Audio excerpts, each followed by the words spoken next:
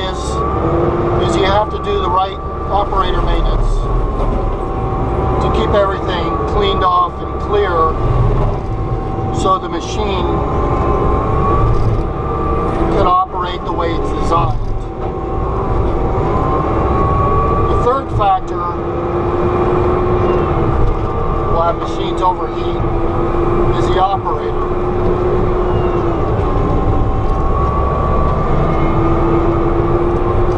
So, again, what you don't want to do is be getting your drum into trees or into the dirt so much and so often that your drum is stopping, that your drum is getting bogged down.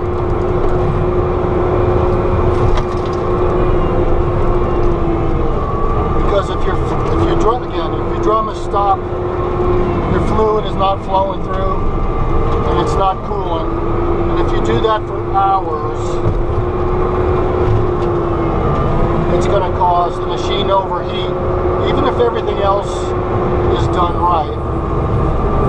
So that's the part where, as an operator, you have to run the machine right. And it's being patient, let the cutter do its thing.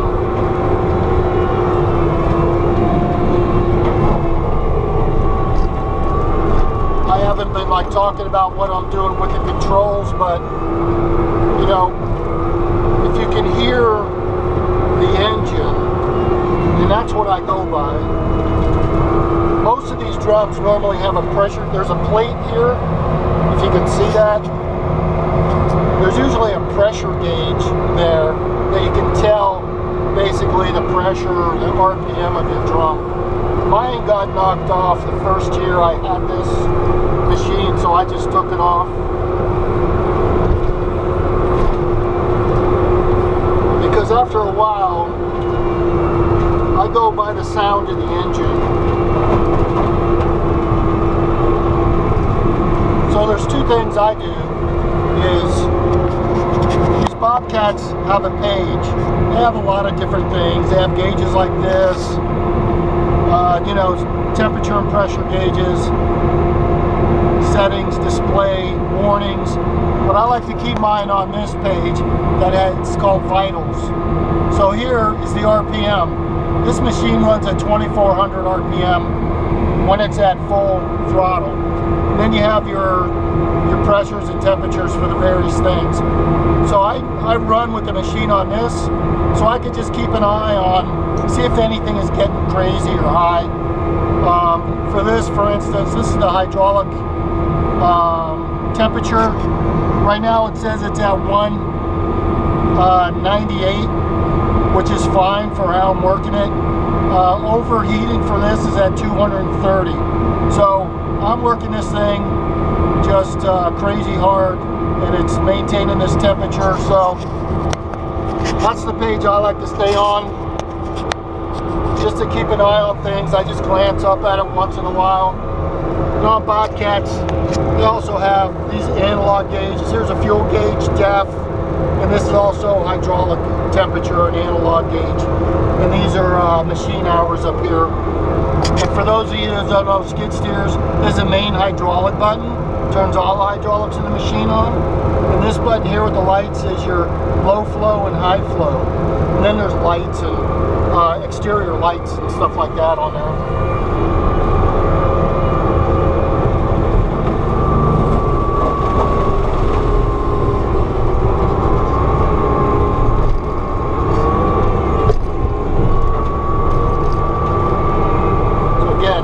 Run over these things. I don't like these trees to be laying on the ground. Right now I'm not at a good angle, so I'll get it when I'm coming down that way.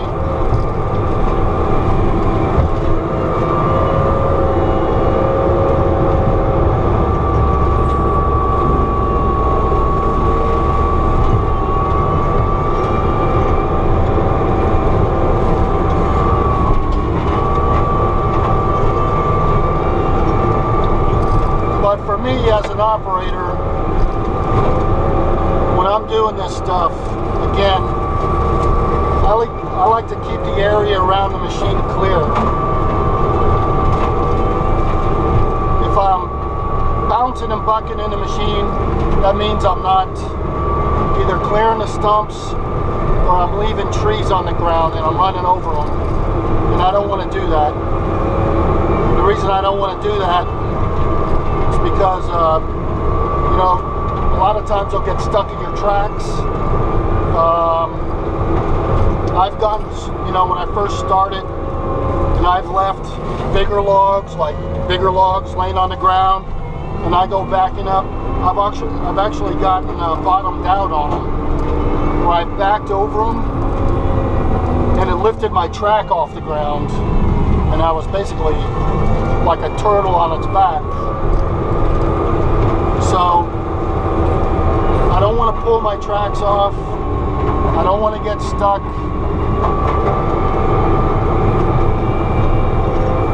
So I keep the area around me clear.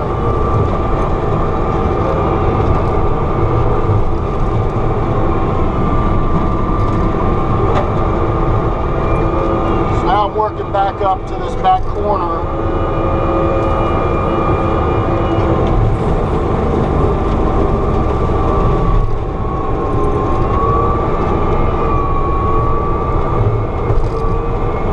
Like working downhill.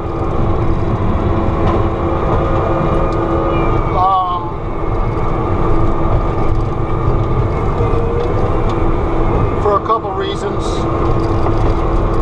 Just safety. Again, the weight of a skid steer is in the back, in the engine compartment.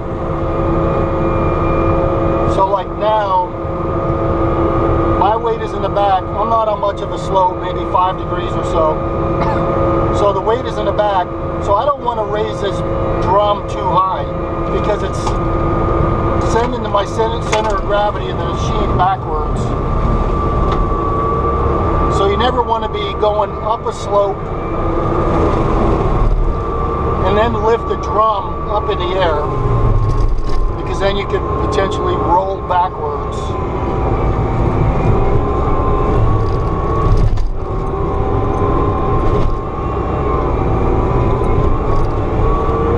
Second thing, reason I like going downhill is because this machine weighs 12,000 pounds. And as I'm driving to go uphill, and all skid steers do this,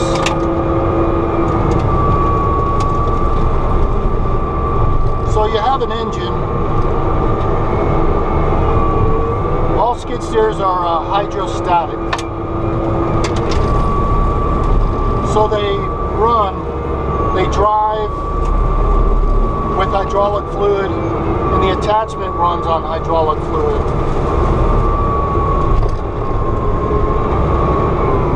So when you're driving,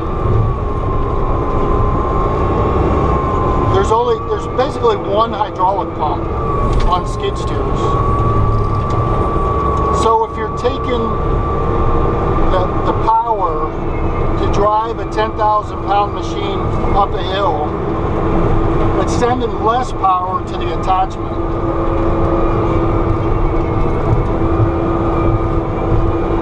I don't know how many people know that or understand that.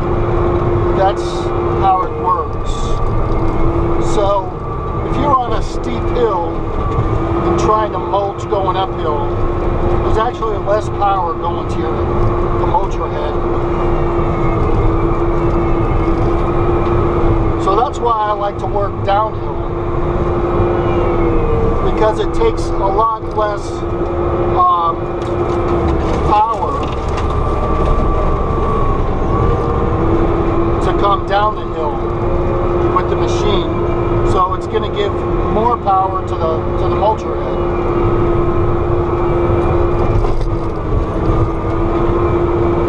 There's a little skid steer trivia for you.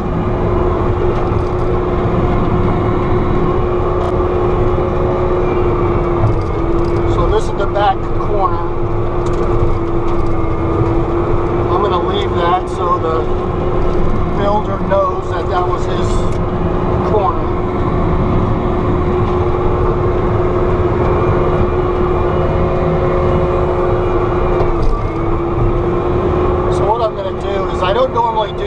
but I'm going to go up the hill. One thing as an operator is I don't like driving around like this. What I mean by that is I like to keep this mulcher engaged in the wood. So if I'm driving around to reposition, I'm not cutting wood.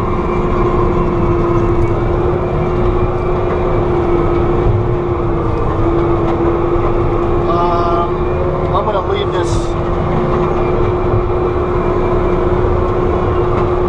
elm tree since that's where he put the mark.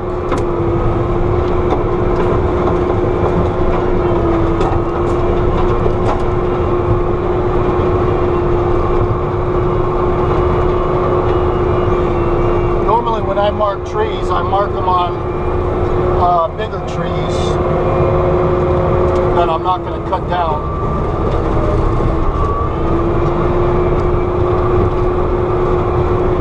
More tape that way going around a 12-inch tree, but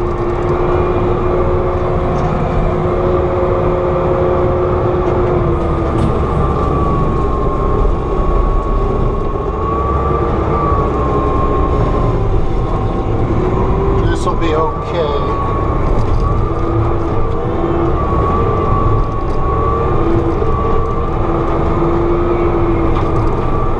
So again, as an operator, I don't like driving around because I like to keep this mulcher head engaged in the wood.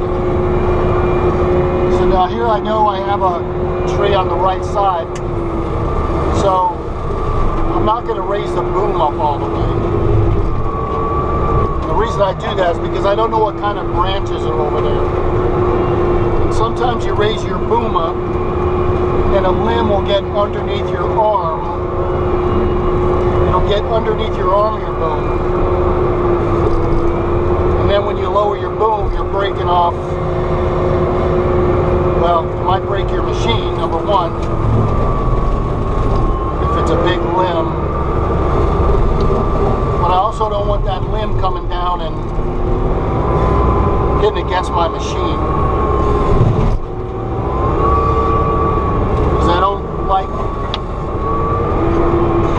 Although my Bobcat paint is scratched, I don't like scratching my paint if I don't have to. If I don't have to because of poor operator technique.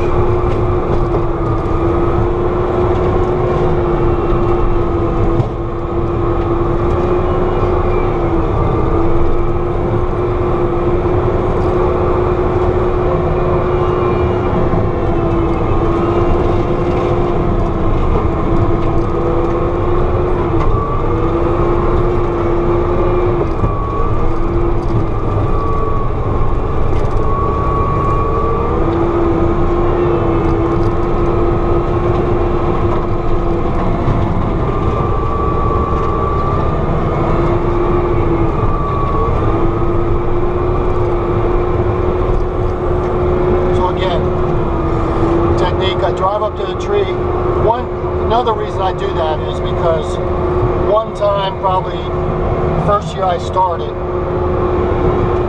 I came driving up to a tree like this. There's mulch and leaves all over the ground. I raised my boom like this and I drove up to the tree, and there happened to be a hole right in front of the tree where a tree had fallen over and the root ball had made a hole. So as I drove up to the tree, the front end of my machine went into this hole, and I literally tipped forward with my boom up in the air, and it was very violent. The drum hit the tree and, mulched it, and that's what actually caught me from actually tipping all the way down on my face. But it scared the crap out of me.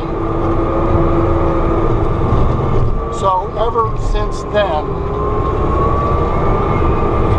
I drive up to the trees. Even though now I'm aware of that. And also, it's just not a good idea to raise your boom. Whether you're mulching or doing bucket work or whatever, it's not a good idea to raise your boom and drive around.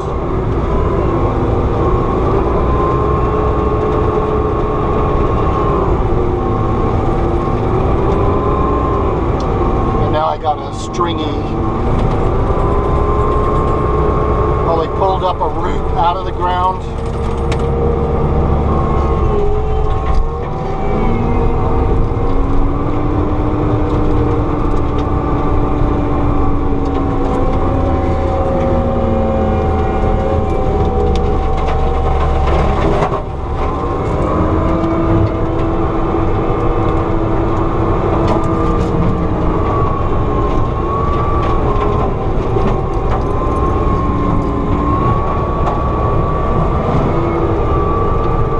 If anybody's noticed,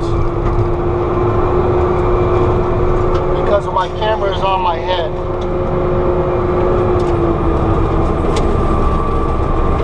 that I don't look in back of me very often.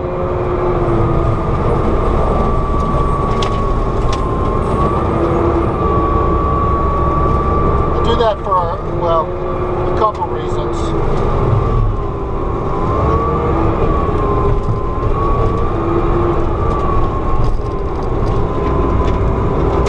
Because I know that I'm clearing the area behind me as I'm working. And if you notice, what I do is I'll drive straight into an area like this, and I drive straight back.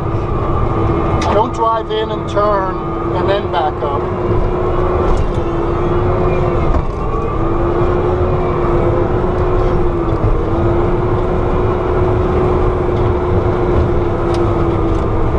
Now I know I have some big trees behind me.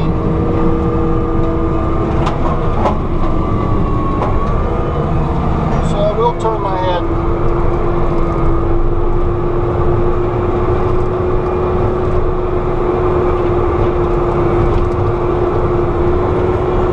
Again, I'm going to leave that marker because that's the builder's marker.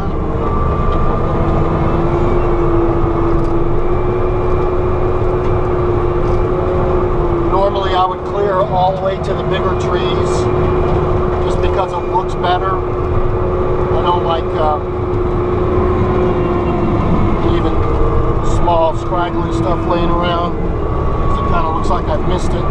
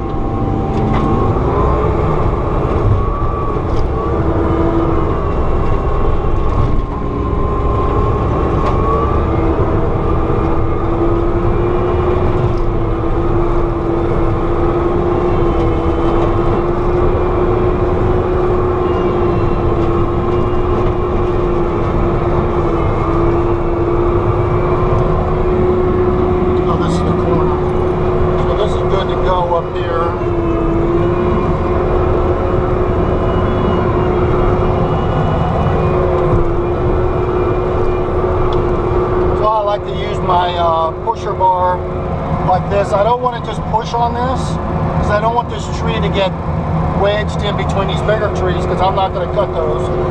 So I get my pusher bar, just grab it with the corner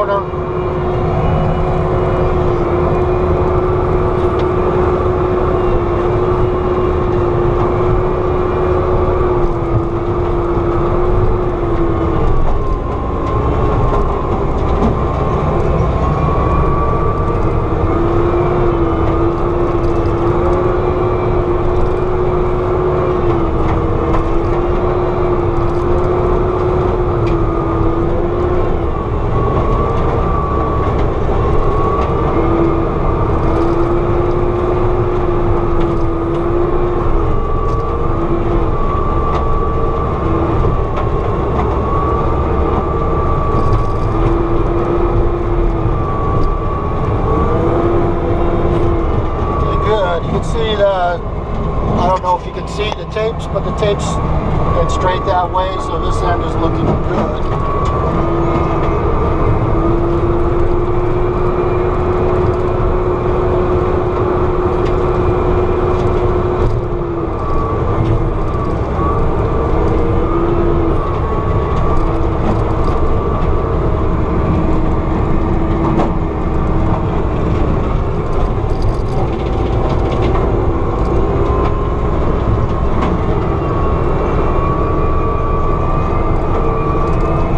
This is an area that I already did. You can see some of this material again gets shot out to the back.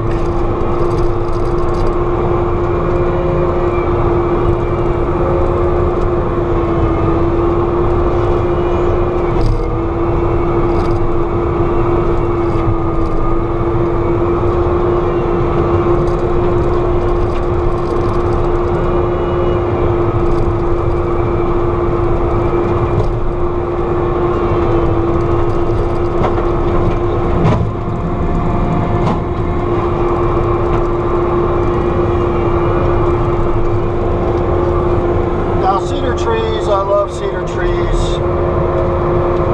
Most people don't like cedar trees. This is probably a 10-inch tree, but again, because it's so close to this clump of larger trees, I'll go ahead and knock it out.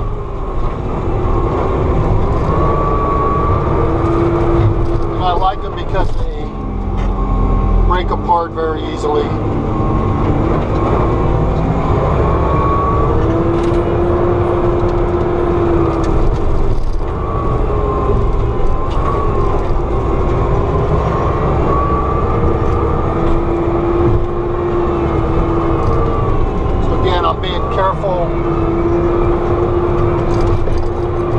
Not to hit the trees with my bar, with my tracks.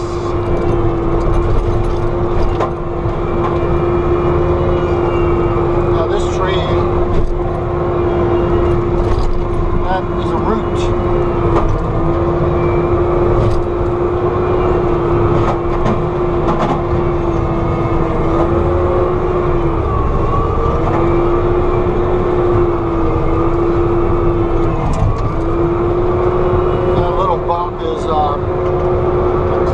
Mulch I ran over. So this is going to be a big hard tree.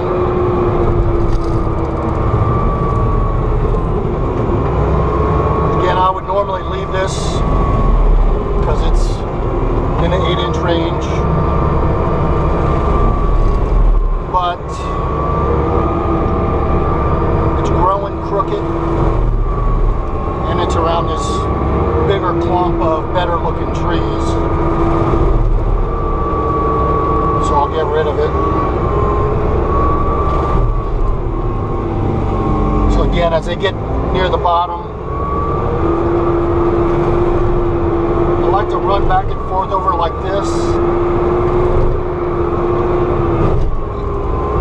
That way it just hits the drum, it slows the drum down for just a second, so it recovers a lot quicker.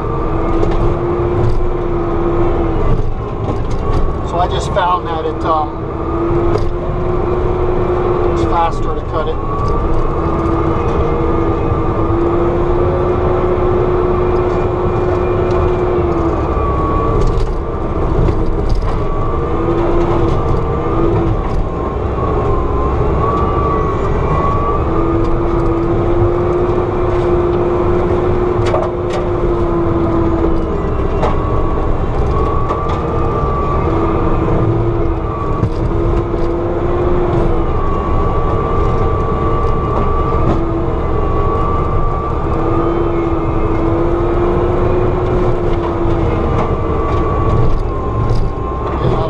Backing up over these logs.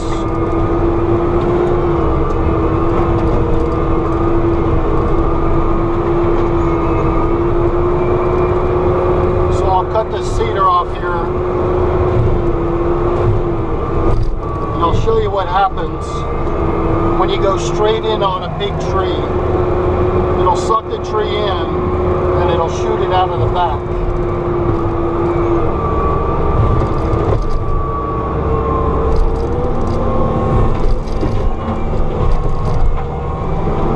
I do, so with this drum, when it's on the skid pads, it has a 2.5 inch clearance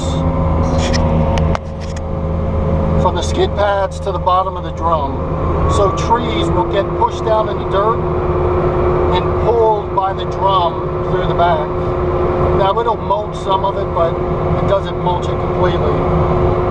So what I do is, you can see I roll my drum forward, so then this puts the drum on the ground where there's no gap.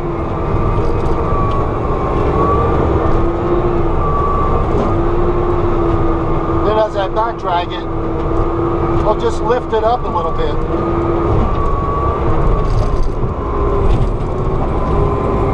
Now if I go up here and turn around, you'll see the rest of this trunk. So here's the rest of the trunk.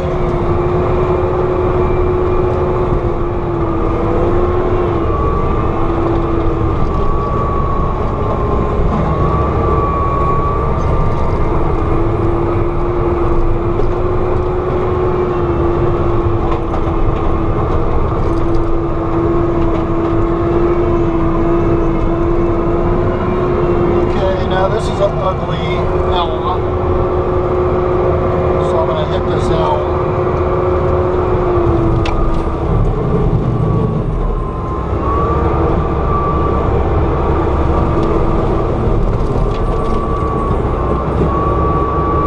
And as you see my technique, just hitting it, I go down 2 or 3 feet, but I don't keep pushing it down until the drum stops. You got to keep those RPMs rolling.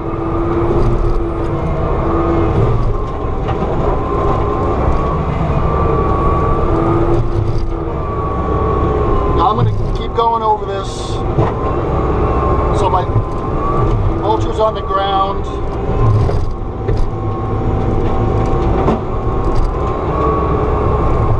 One more time. I didn't hear anything, so that stump is gone.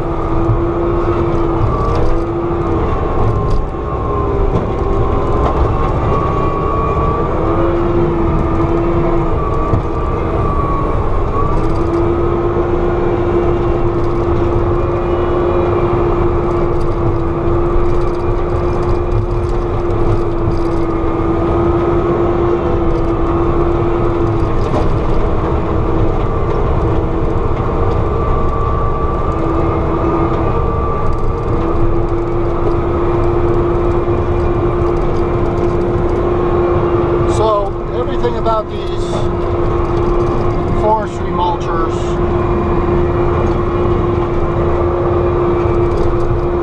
it's basically about keeping that drum RPM going. It doesn't matter if you have a skid steer size machine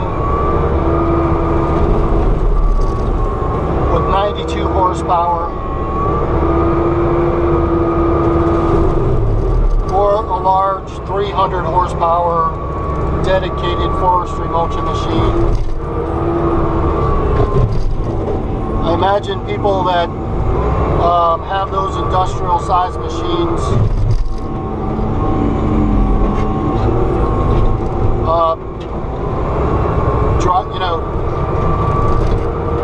get into wood heavy enough to where they're stopping their drums too. So it doesn't really matter. Well, it does matter how much power you have. As long as you're keeping within the design specs of your machine, that's what you want.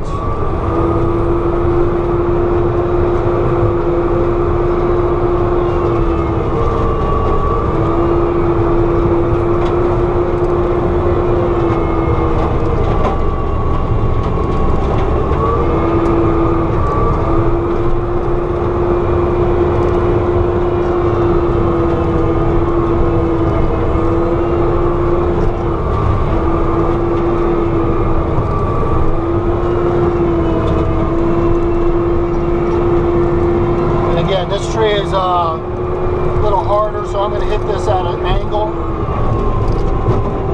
And you'll see it cuts it off where I'm at. And it doesn't pull the tree underneath me.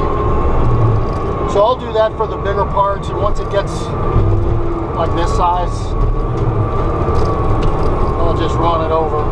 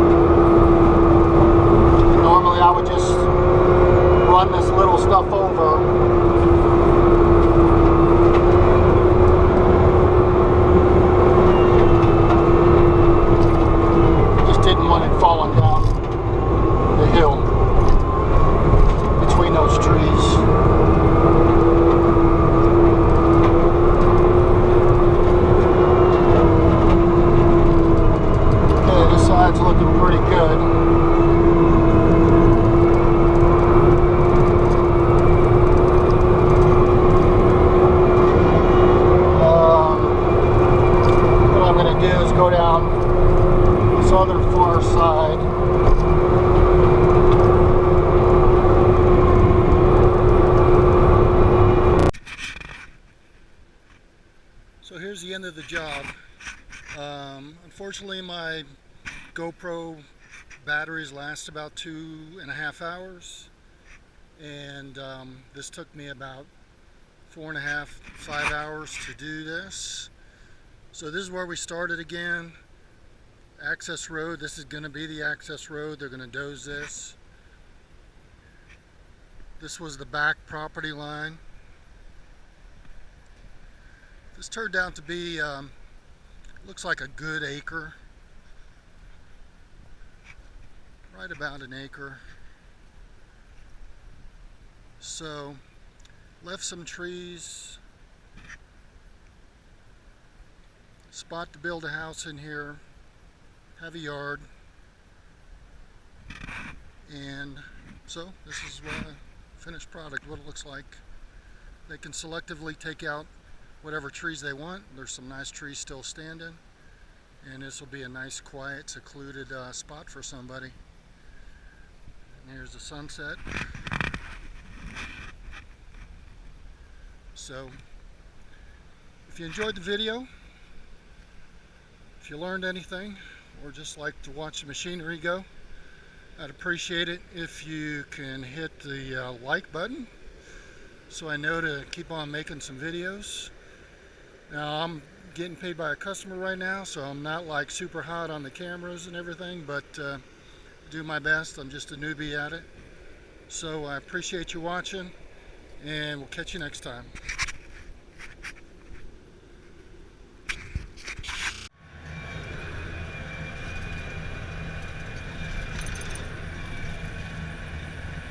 This is some of the other area that I cleared in the last 3 days. There's actually 6 building lots in here. This area here is going to be 2. There's the access road.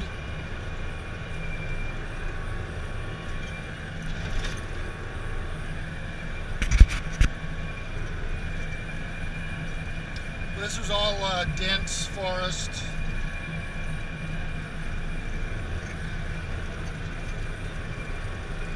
Did about 7 acres or 8 acres total up here.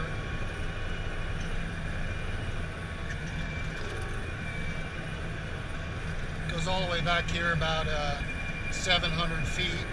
There's 2 more building lots in the wood lying back there. There's another building lot over here.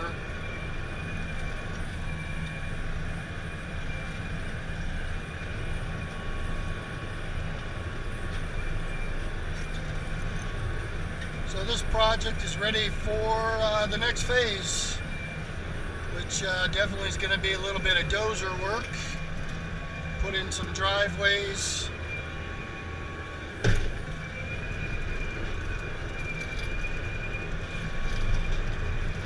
And get on with building a house.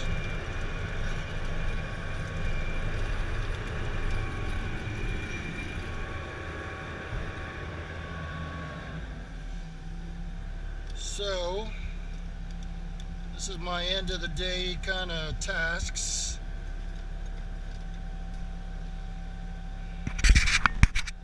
Record my hours.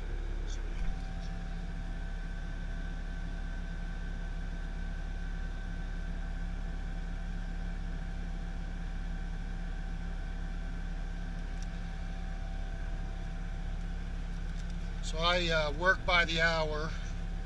Usually give customers an estimate, then I work by the hour. That's how I do it. I think it's the fairest way to go for customers. And I log my hours off the job clock just like you saw, and that's what I charge.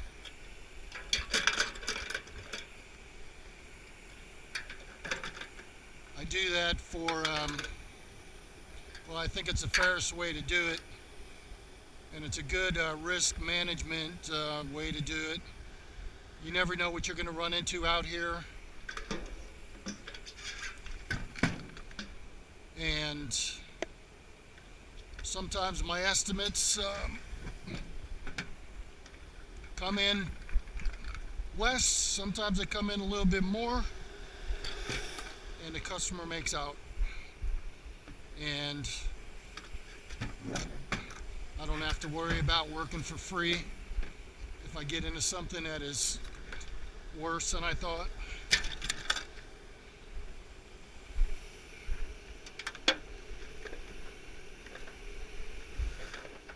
I get a lot of comments about my fuel cans. Why don't I just have a 100-gallon tank here or something? But this is just the way I started doing it, and it's working out for me.